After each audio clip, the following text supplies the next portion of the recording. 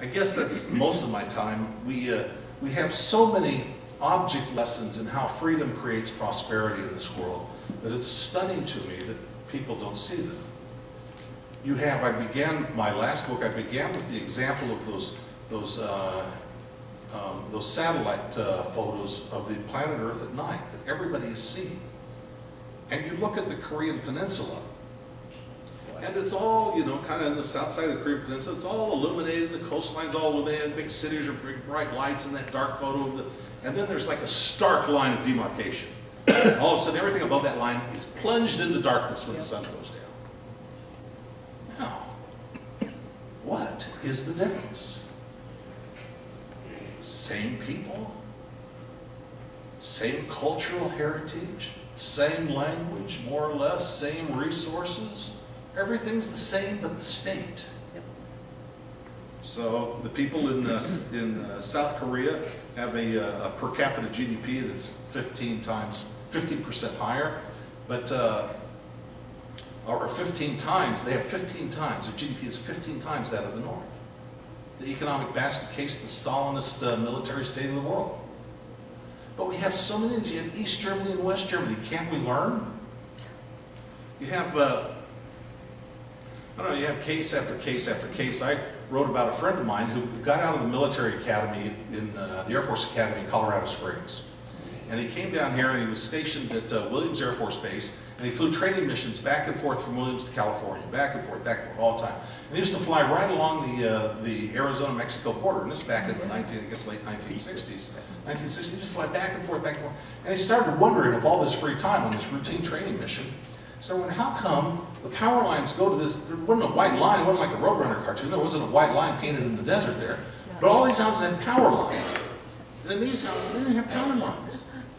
And these houses had roads, and generally paved roads, and they had no paved roads, if any roads at all. And these houses all were lit up at night, and these ones were dark. And what's the difference? The same people, same conditions. Everything's the same except the presence of the state. And you had a real Marxist state in Mexico for a long time. I mean, look, they had a communist constitution before the Soviet Union. You know, they nationalized the banks, in my recent memory anyway. They nationalized the oil companies. They forbid, I think, you know, certain churches, and they welcomed Trotsky, and they loved Trotsky so much, you know, that they started emulating his policies, and it was, you know, it was like a little Soviet enterprise going on down there, and that's why they had dirt roads and no power to the houses and stuff like that. You know, things are getting better there now. But this has been repeated so many times around the world, and the reason I cited my friend who went to the military academy in Colorado Springs is because, you know, when the mortgage meltdown hit a couple of years ago, Colorado Springs decided they had to turn off the street lights. And they had to quit paving the roads. So you have a planet in which literally billions of people have been able to kick the boot of the state off their neck and move into some sort of semblance of prosperity. And they're growing by leaps and bounds, and here in the United States we're going the other way. So why haven't we learned the lessons of history about this? I don't know. You know, we learned rudimentary lessons about health care. What about antiseptic childbirth? When did that start? 150 years ago or something? You know, women used to, it was a common thing. You read the old literature, the books I read in my literature classes, you know, and she died in childbirth, and she died in childbirth. And she, you know, his loving wife, and she died in childbirth. Over and over and over and over again, she died in childbirth. And then somebody figured out antiseptic childbirth, and that ended. So, you know, we can figure out rudimentary lessons, but we haven't figured out the rudimentary lessons that freedom creates prosperity. So, anyway, here's where we are today in this country. We have Keynesian economists running the government, Republican Keynesians, Democratic Keynesians, and they have really made a mess of things. 10 years ago, the federal debt was about $6 trillion, less than 6. Today, it's knocking on the door of 17. It's grown by $11 trillion in 10 years. 3 times. We have almost 48 million people on food stamps. You know, we have, when I talk about the federal debts being almost $17 trillion, that's just the visible debt. That's the part of the iceberg that you see. You don't see the invisible debt, you don't see the hidden debt, the promises that people depend upon, that they have been made by the government about their Social Security, the promises they've been made about bank guarantees, the promises they've been made about their pensions, the promises they've been made about their health care, that they depend on, for which there is no funding. And that's much bigger. Professor Lawrence Kotlikoff at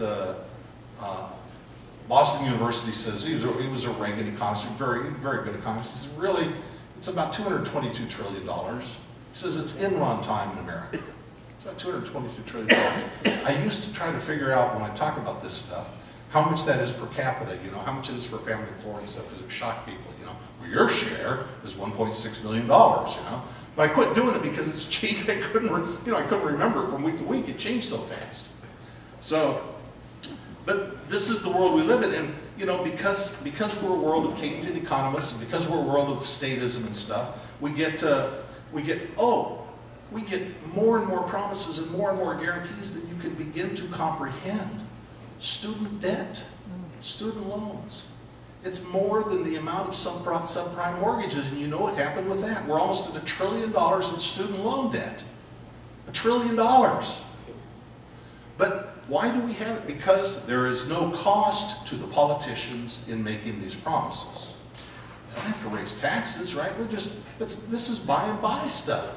Oh yeah, we're going to guarantee everybody a college education. You just go down to the bank, they'll lend you the money, and then if anything should go wrong, we'll make the bank whole. They're counting on using my retirement to make that bank whole, and they're counting on using your money. It's like Cyprus.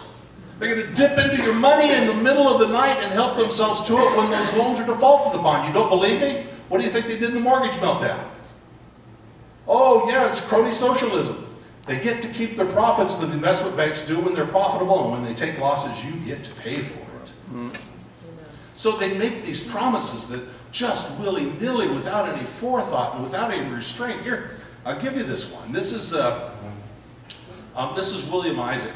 Back in the Reagan administration, William Isaac was the head of the FDIC, Federal Deposit Insurance, and they guaranteed bank deposits and so on and so forth. And they charged the banks a little money, and the banks would, you know, wouldn't pay as high an interest to their depositors as they could, because they pay a little money to the FDIC for insurance, right? And then that money would go to the FDIC, and the FDIC keep it in Washington there, so if anything went wrong. So William Isaac is the head of the FDIC, and he wrote this account. He allowed me to put it in the dollar meltdown. He calls Donald Reagan. You remember Donald Reagan? He was the Secretary of the Treasury in the Reagan administration. Guy from Merrill Lynch, Wall Street guy. So Isaac calls Donald Reagan, and the exchange goes like this. Isaac, Don, I'd like to come over and look at the money. Reagan, what money? Isaac, you know, the $11 billion that the FDIC has in a vault at the Treasury. Reagan, well, you see, though, there's a bit of a problem with that. Reagan goes, well, I know you're busy. I didn't mean I have to come over today.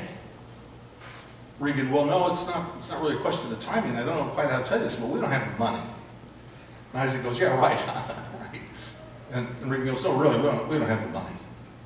The banks have been paying money to the FDIC, and the FDIC has been turning the money over to the Treasury, and the Treasury has been spending it on stuff like missiles, and school lunches, and water projects and stuff like that, so the money's all gone, the money's all been spent. And the chairman of the FDIC, William Isaac, goes, yeah, but it says right here on this financial statement, it says that we have over $11 billion in the Treasury. And the Secretary of the Treasury said, well, in a sense you do. In a sense, he says, you see, we owe that money to the FDIC and we'll pay interest on it. And Isaac goes, well, you know, I know this might sound a little bit far-fetched to you, but what would happen if we should need, like, you know, a few $1 billion in case there was a bank failure or something? And Reagan goes, well, that's really easy. We'd just go right out and borrow it for you. And you'd have the money in no time, same-day service most days. So Isaac goes, now let me see if I've got this straight. The money that the banks thought that they were storing up for the last half century, sort of like saving it for a rainy day, that money's all gone. And so if a storm begins brewing and we need the money, the Treasury's going to have to go out and borrow it. Regan goes, yep, that's about it. Isaac says, well, just one more thing then while I've got you on the line. Why do we bother pretending that there's a fund? Regan goes, well, I'm sorry, Bill, but the president's on the other line. I got to run. So, yeah, you're right. Social Security. That's exactly that's your Social Security. They pay into it for a lifetime, and the money is gone. The money is spent. Good luck. Anyway, so you get the same economists. You get, look, Alan Greenspan was appointed by Ronald Reagan, a Republican, and he was appointed by Bill Clinton, a Democrat. And Ben Bernanke was appointed by George W. Bush, a Republican, and he was reappointed by Barack Obama, a Democrat. Both parties have the same statist economic policies. Both parties worship in the same church of Keynesian economics, and both parties have left us in a mess. And it is a mess of having to do with our freedom and prosperity. And, just a word about freedom, and I'll wrap up. Because freedom does create prosperity. It unleashes the dynamic that creates prosperity. And yet our freedom is kind of on the line in this country. You know, you hear about it a little bit in a debate about, you know, drones and who can assassinate Americans. And it wasn't but a couple of months ago that the head of the FBI was in congressional testimony, and he was asked, well, does the president have the authority to assassinate American citizens on his own unilaterally? And the head of the FBI said, I'll have to check. He'll have to check. We have done. John McCain wants to go to war everywhere. Lindsey Graham, his colleague, he wants to put boots on the ground in Syria now. McCain's been beating the drum for war in Syria for our participation. Lindsey Graham's really, you know, we got to send Americans in. Ron Paul says, if they do it, it's going to be worse than Iraq. It's going to be a bigger blunder, and it's going to be much worse than Iraq. And they don't want to do it for the reasons they tell you. They have other reasons. But they want to put boots on the ground. And yet this is supposed to be America, right? Land of the free, home of the brave. How do we do this if we want to go to war? We have a debate about it. Our elected representatives who vote on depleting our treasury, depleting your wallet, sending your kids off to die, have a debate about it. They're held accountable for their position on it. Have a debate, and we have a declaration of war. And that's what the Constitution says, and we haven't had a declaration of war despite endless warfare. We haven't had a declaration of war since World War II. And Ron Paul told me in one of our podcasts that's on